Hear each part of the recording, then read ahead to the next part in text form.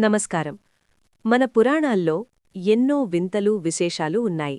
కాని ఒక చక్రవర్తి తన పరాక్రమంతో ప్రపంచాన్ని జయించాల్సినవాడు అనుకోకుండా ఒక శాపం వల్ల స్త్రీగా మారిపోతే, అది కూడా ఒక నెల పురుషుడిగా మరో నెల స్త్రీగా జీవించాల్సి వస్తే, అసలు ఈ వింత కథకి మహాభారతంలోని పాండవులకి సంబంధమేమిటి?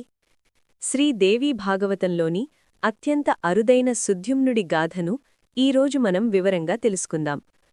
పూర్వకాలంలో సూర్యవంశానికి చెందిన మహారాజు వైవస్వత మనువుకు సంతానం లేకపోవడంతో వశిష్ఠ మహర్షి ఆధ్వర్యంలో తన భార్య శ్రద్ధతో కలిసి గొప్ప యాగమైన పుత్రకామేష్టి యాగాన్ని నిర్వహించాడు.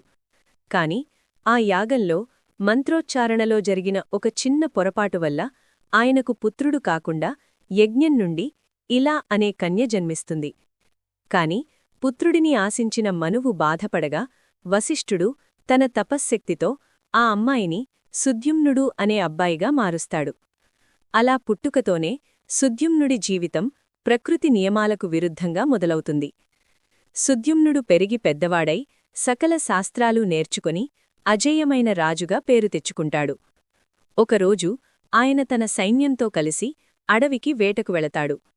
వేటాడుతూ మేరుపర్వత ప్రాంతంలో ఉన్న కుమారవనంలోకి, దీనినే శరవణవనం అని కూడా అంటారు, అప్రయత్నంగా ప్రవేశిస్తాడు. కుమారవనం అనేది పరమశివుడు పార్వతీదేవి ఏకాంతంగా విహరించే ప్రదేశం. ఒకసారి వారు అక్కడ ఉండగా కొందరు మహర్షులు అనుకోకుండా అక్కడికి వస్తారు. వారి రాకతో పార్వతీదేవి చాలా ఇబ్బంది పడుతుంది. అది చూసి శివుడు ఆగ్రహించి ఆ వనానికి ఒక శాపం విధిస్తాడు. ఈ కుమారవనంలోకి ఏ పురుషుడు అడుగుపెట్టినా ఆ క్షణమే వారు స్త్రీగా మారిపోతారు అని. ఈ శాపం గురించి తెలియని సుద్యుమ్నుడు ఆ వనంలో కాలు పెట్టగానే ప్రకృతి ఒక్కసారిగా మారిపోతుంది. అతని మీసకట్టు మాయమవుతుంది, కంఠస్వరం కోకిలలా మెత్తబడుతుంది, బలమైన భుజాలు సుకుమారంగా మారిపోతాయి. అతను అత్యంత సుందరమైన స్త్రీగా మారిపోతాడు. ఆయన వెంటవచ్చిన సైనికులు చెలికత్తెలగా, ఎక్కివచ్చిన గుర్రాలు ఆడగుర్రాలుగా మారిపోతాయి.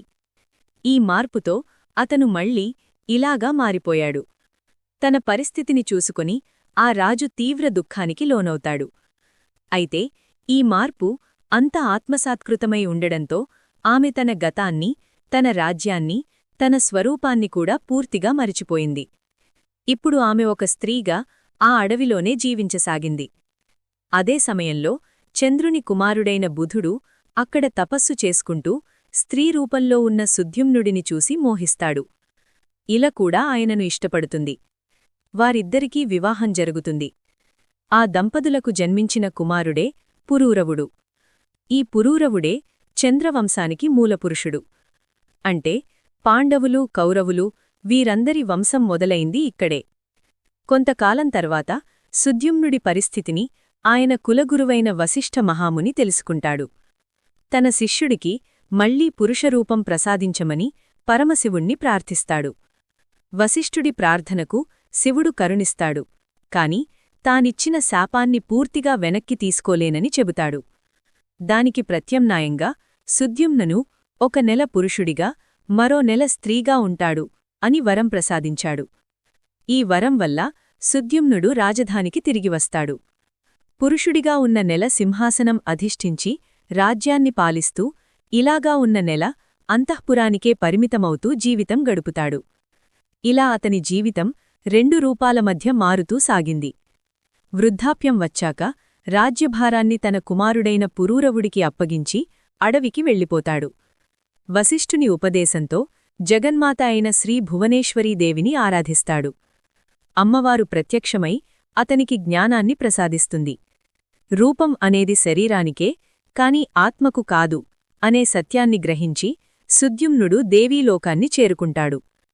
ఈ అరుదైన కథ మీకు ఎలా అనిపించిందో కామెంట్ చేయండి. ఇలాంటి మరిన్ని ఆధ్యాత్మిక రహస్యాల కోసం మన ఛానల్ని సబ్స్క్రైబ్ చేసుకోండి.